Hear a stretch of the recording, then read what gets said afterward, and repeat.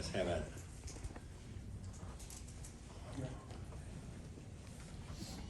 Just overall coach thoughts. I know you guys were down 15 and first exhibition game. Just overall thoughts of what you saw tonight.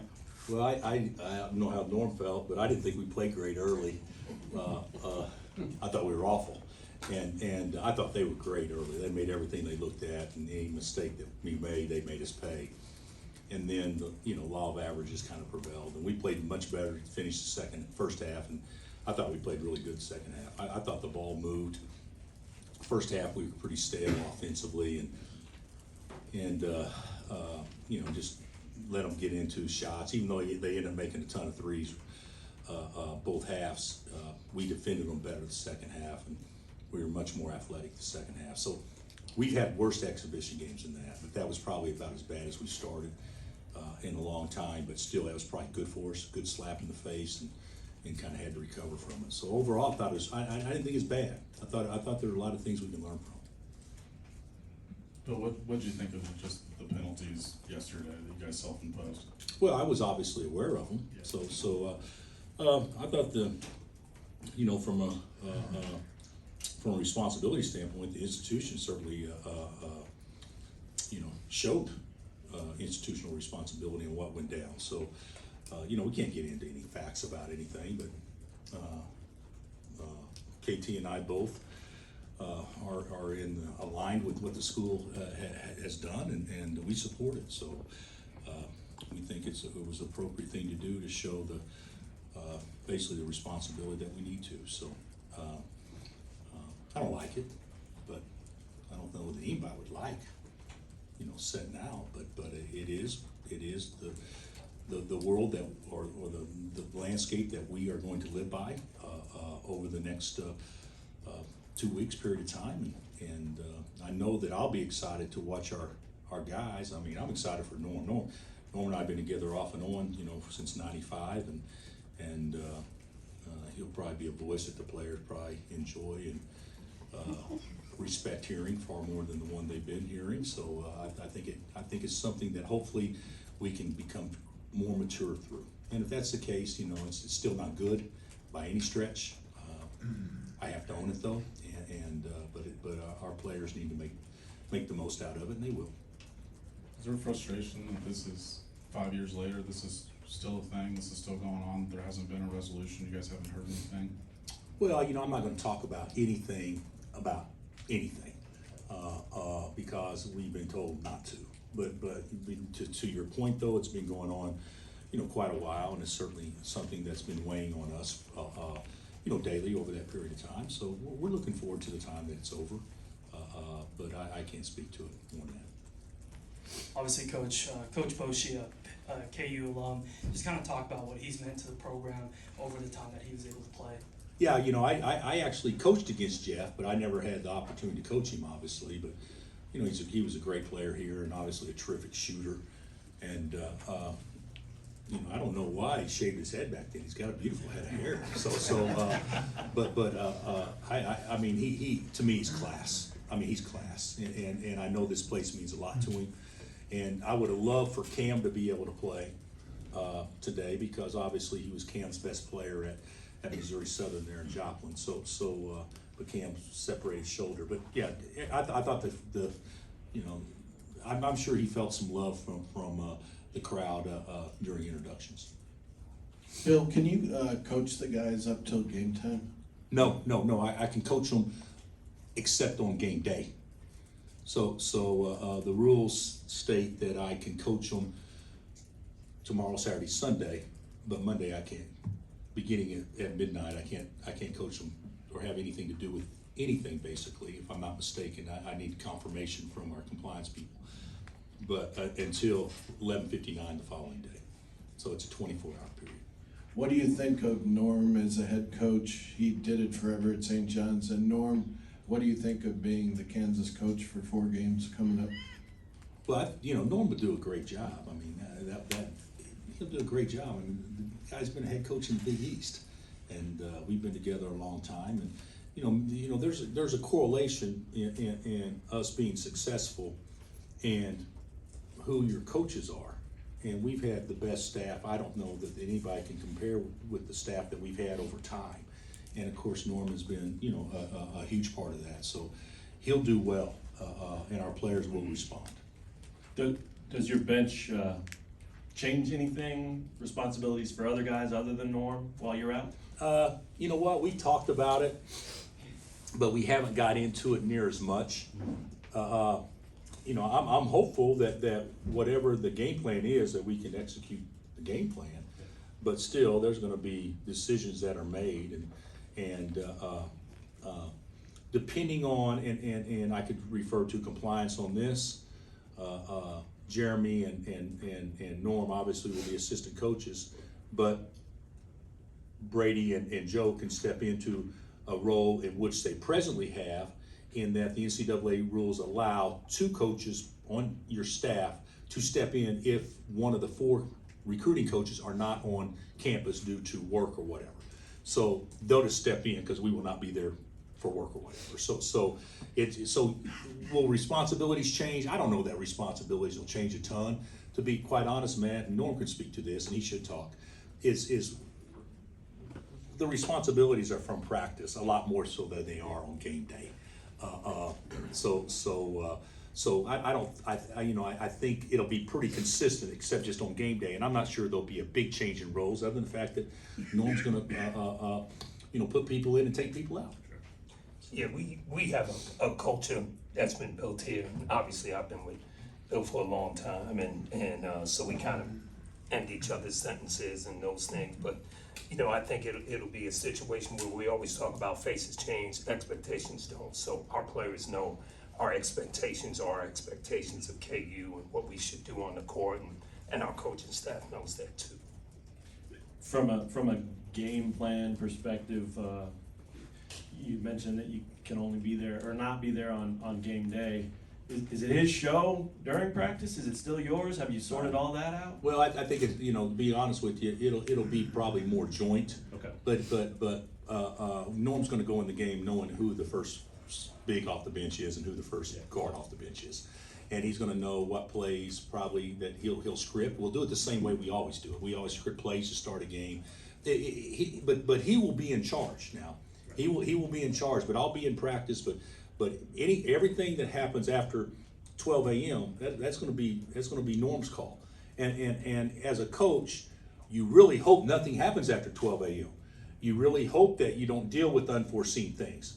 But if there are unforeseen things to deal with, that's gonna be on coach and the staff to make sure they handle it. So. Usually game plans are done by that time. We know what we want to do, how we want to play. Or how we want to guard actions and things like that. So, but still, once the game starts, it's by feel, and that's going to all be on Norm and the staff. Okay, and just to clarify, KT's in the same boat you are, the midnight thing? Yes. Yeah, we're both under the exact same guidelines. Bill, how long have you known this was going to be the case, and were you part of those conversations when trying to decide the? I've known for a little while, but it hasn't been that long, CJ, on what we want to do, and I have been a part of the conversations and support the conversations that we've had. So, but it was. I mean, nobody read into anything that this was done without anyone's knowledge or anything. That's not how this was done. But there's some hard conversations that took place that need to happen, and certainly those what's happened behind those conversations is exactly what you guys read yesterday. Have you do you have any takeaways as it relates to the other cases that have been decided by the panel? And no, I have no takeaway on that. I don't understand all the nuances that go on. And to be real candid with you, if I don't understand it, then it's hard for anybody else to understand it because I'm in the middle of it. So if that's the case, so there's a lot of people out there speculating things like that, and which is fine. I mean, people have their opinions, but Yeah, I can't take anything from what, anything else that's happened. I'm just concerned about what's going on with us. Your release that was sent out kind of framed it as to move this along. Are you confident these steps will move the process along and get you closer to a resolution? I don't know. I don't know what I'm confident about or Sure. not confident about or anything like that. I don't remember the exact wording of the release, and I think that was the chancellor that said that. So, but I don't remember that. That's a question for him. Norm, what do you think about Monday night? What did they do tonight that encourages you about Monday, and what do you want out of a Monday? Well, obviously not the way we started the game, but the way we finished it and how we fought back and were able to change the tide of the game. I think it was a good lesson for us to get kind of punched in the mouth early and understand what coach has been talking about, what we've all been talking about. We got to run people off the line, we got to guard, we got to rebound, we got to screen, those things. So I think it was a good lesson for our guys to learn, because when we play Omaha, they're a team that shoots a lot of threes and plays very similar to how Pitt State plays. Yeah, I don't know if you noticed, but when we screened, we actually did some good things, and when we didn't screen, it was very congested. So we got to do a better job of screening people. Norm, how do you think the bigs did, and both of you, how do you think Grady did? The bigs didn't do very well early, unless you count KJ as a big. I thought they were better in the second half as far as screening and moving and attacking the rim, but we got to do a much better job of rebounding. Yeah, obviously, much better job. We'll play bigger teams than Pitt State, so we got to do a better job of rebounding the ball. But the rebounding margin's also skewed because of turnovers. You don't get a chance to rebound if the other team turns it over. So sometimes your best rebounding teams aren't the best rebounding teams. They look better because they don't turn on anybody over, so there's more opportunities to get defensive rebounds. You get 70% of defensive rebounds. All of a sudden, you look like a good rebounding team, but you didn't really do as much to create havoc. So at least tonight we created havoc, which made our rebounding numbers look worse. And Grady was great. Yeah, Grady was great. I thought he's nervous the first bit he got in. He took a long guarded three and made it. And then after that, I thought he was pretty lights out. He can score the ball. Is MJ injured? Yeah, MJ hasn't practiced in probably a week. He's got a lower back situation that they think is improving, and hopefully he'll be on the practice floor soon. But this is a bad time not to be playing when you're a freshman, because you need the reps and things like that. So it's kind of put him in a tough situation. But it's a long season, as you guys know, and what happens in November, if you look past 12 months ago, really doesn't have a lot to do with what happens in March. So hopefully he'll get happy. Hopefully he'll get healthy soon. You knew I wouldn't stay this long without asking a question. Yeah. You knew that was happening, right? So, I'm here as a fan for the first time. I'm not sitting courtside calling the game. It's been 10 years. Looking forward to coming back though in a couple of years with that new TV deal, so I wanna get that out. But also, the Load the Wagon video was so powerful. And then these guys are coming out as defending champs. I thought the place was pretty emotional to start this game. And I thought they actually rode the wave of emotion, and maybe your guys were a little, oh wow, that was pretty heavy. And God bless your father and what he meant and that whole theme, but I thought that was pretty powerful. We've been in this building a lot where the pressure is actually on us to start a game as opposed to the opponent. Yeah. Because of expectation. You go back and you look at TCU and Texas last year. Yeah. We're awful. Because the fans were so amped up and the stakes were so high. And then finally when the game starts, we play better. But tonight, our administration did that, and our video guys are off the charts good. Shep's off the charts good, and Liquor, and yeah, that was nice. I actually, my wife is in Dallas. Our two of our kids are sick. Two of our grandkids are sick, so she went down to help. So I sent her the video before the game, and she said, "You have to send that to your mother and your sister before the game." And I said, "Why?" She said, "Because they won't be able to get through it if you don't." So to kind of prep them. So she sent it to them and everything. But yeah, it was we need to all turn the page. But that's something that will mean more to me and to them than people will ever probably know. just the placement of it, looking over your shoulder. I mean, there's so many things about it that is really cool. And even though, I said he's educated, I mean, college, masters, all that stuff, but he had a doctorate in common sense. And that was what made it so cool, is that it's a common sense saying. And he probably learned it from his father and grandfather.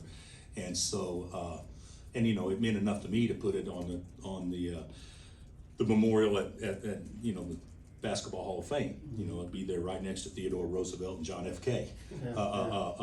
And so it's pretty cool, and it's emotional, and I don't know that it's deserving of the attention that it's got, but certainly in this short snippet of time, it's been pretty special for all of us.